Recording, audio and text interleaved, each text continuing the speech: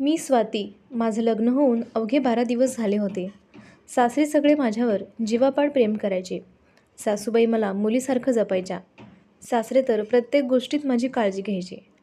माझा नवरा अमोल खूप समजूतदार होता आणि भाऊजी घरात सगळ्यांशीच कमी बोलायचे. कायम शांत स्वतःच्या कामात असायचे. मी त्यांना साधा भोळा आणि थोडा अबोल माणूस समजायचे. पण त्या रात्री माझं आयुष्यच बदललं. त्या दिवशी अमोल कामानिमित्त पुण्याला गेला होता.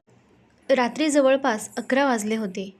मी झोपायच्या तयारीत होते. अचानक टकटक दारावर हलकी टकटक झाली. मी दार उघडलं. समोर भाऊजी उभे होते.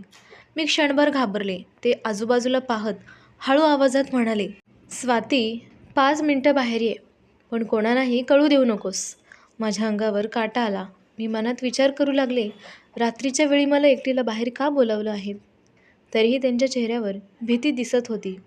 मी त्यांच्या मागे अंगणात गेले. ते म्हणाले, मी तुला जे दाखवणार आहे त्यासाठी स्वतःला तयार ठेव. इतक्यात घराच्या मागच्या बाजूला काहीतरी आवाज आला. भाऊजींनी टॉर्च लावली आणि आम्ही दोघेही थिजलो. 2 अनोळखी माणसं घराच्या खिडकीचं गज कापत होती. माझ्या तोंडातून किंकाळी निघणार इतक्यात भाऊजींनी हाताने इशारा केला, आवाज करू नकोस. त्यांनी लगेच पोलिसांना फोन केला. तोपर्यंत आम्ही दोघं लपून त्यांच्यावर नजर ठेवत होतो. 5 मिनिटातच पोलीस आले. दोघांनाही रंगेहात पकडलं. पोलिसांनी सांगितलं, हे गेल्या महिन्याभरापासून या भागात चोरी करणारे लोक आहेत. मी सुटकेचा निश्वास टाकला. मला वाटलं सगळं संपलं.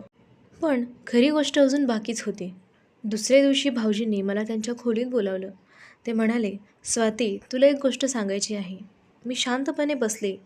ते कपाटातून एक फाईल घेऊन आले. त्यात घराचे कागद, बँकेची कागदपत्र आणि बरेच काही फोटो होते.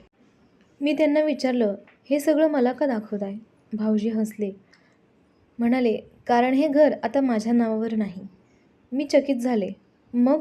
ते म्हणाले, बाबांनी सगळं अमोलच्या नावावर केलं आहे आणि त्याचा मला खूप आनंद आहे. मी म्हणाले, मग एवढं गुपित काय. ते शांतपणे म्हणाले, काल रात्री जे चोर आले होते ना, त्यांना या कागदपत्रांसाठीच पाठवलं होतं. मी हादरले. कोणी? ते म्हणाले, आपलाच दूरचा नातेवाईक. त्याला वाटलं होतं की घर अजून माझ्या नावावर आहे, म्हणून तो कागद चोरण्यासाठी माणसं पाठवणार याची माहिती मला आधीच मिळाली होती. आणि म्हणूनच मी काल रात्री जागाच होतो आणि तुला एकटीला बाहेर त्यासाठीच बोलवलं होतं, कारण घरात सगळे घाबरले असते. मी काही क्षण त्यांच्याकडे पाहतच राहिले. मी त्यांना चुकीचं समजत होते.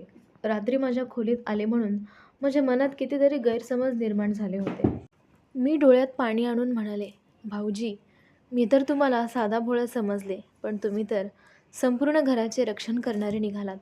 भाऊजी फक्त हसले. त्या दिवसानंतर माझ्या मनात त्यांच्याबद्दल जो आदर आहे तो अधिकच वाढला.